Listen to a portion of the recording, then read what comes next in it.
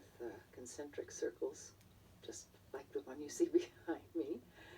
And that was all that was there. We never saw any of the special effects. We acted a lot to little sticks with little round circles and faces drawn on them. For one would be Jimmy and one would be Bob. and we would pretend that they were in some sort of peril usually, and that was what we did most of the time, and played with a lot of fun dials and made squiggly noises and squiggly lines, and it was great fun. It was a wonderful place to play. It was enormous. It took 2 sound stages. That's my memory of it anyway, that I know part of it went into the next sound stage. It had a hypnotic effect, I think. And you were, just as the characters were drawn into the tunnel and taken back into time or forward into time, so was the audience. And that's what I think made it so popular. It's a shame that it didn't last longer. I really don't know how I was cast in the show. I don't remember ever reading for the part. I had done some work at 20th Century Fox. I was around a lot. I had played Catwoman in the first Batman movie.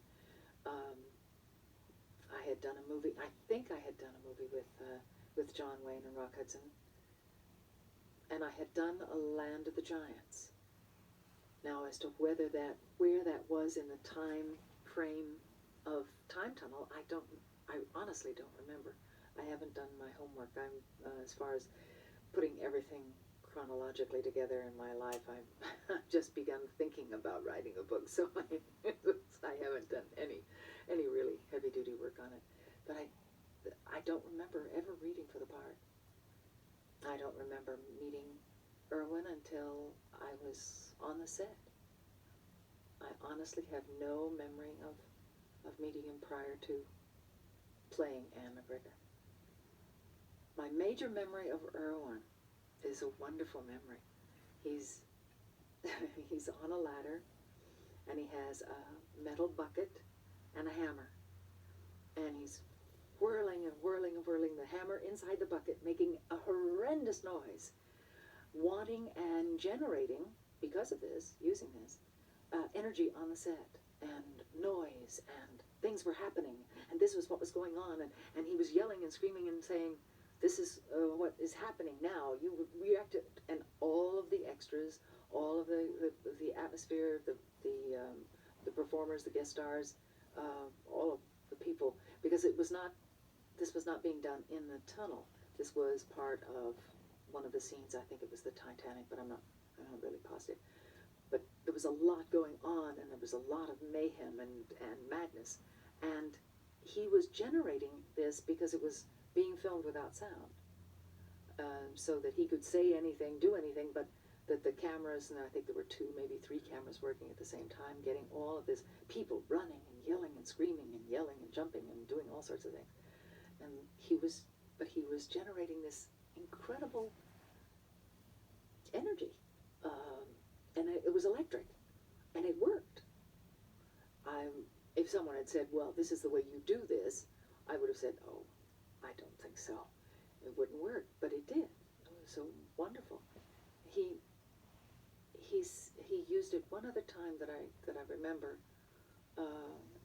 It was another scene that involved a lot of activity, and it was, I think, when I think it was the show about Battle of Jericho, and I think one of our directors was ill, and he came in and filled in that day, and he did the same kind of thing, and I happened to be on the set that day and saw him do that, and it was a very exciting kind of moment and great fun.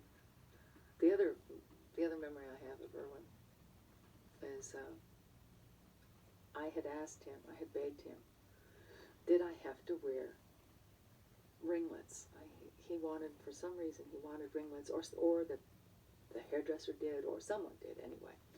And I said, do I have to wear?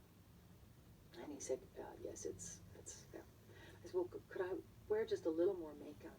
Just, I mean, because I know that there are certain biochemists and physicists and that wear a lot of makeup in their jobs. And he said, no, no. And I said, well, please, couldn't I just a little bit? And he said, does anyone have Marianne Mobley's phone number? And I said, yes, yes, I do. I have it right here. And I called his bluff, and he laughed hysterically. Everyone did, and we got along.